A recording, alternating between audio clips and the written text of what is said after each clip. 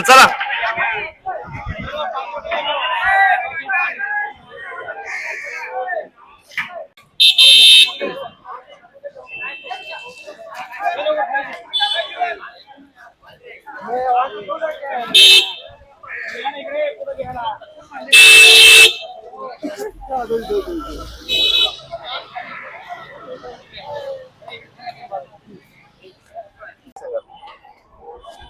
माननीय मनोज दादा जरांगे पाटील यांच्या उपोषणासाठी मुंबईत आलेल्या सर्व आमचे मराठी बांधव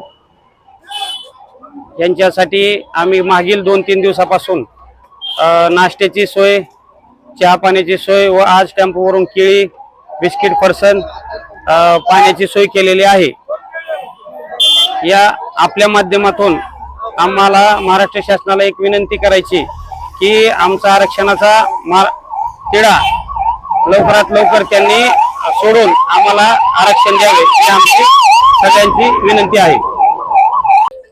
ज्याप्रमाणे खाऊ गल्ल्या बंद झाल्या असं आम्हाला मराठा बांधवांना समजलं, तेव्हा त्या दिवसापासून संघर्ष योद्धा मनोजदादा जरांगे पाटील यांच्या उपोषणाला पाठिंबा देण्यासाठी महाराष्ट्रातून असंख्य मराठे या ठिकाणी आलेले आहेत। तसेच आमच्या तालुक्यातून, वाशी तालुक्यातून देखील आमचे मराठा बांधव या ठिकाणी आलेले आहेत।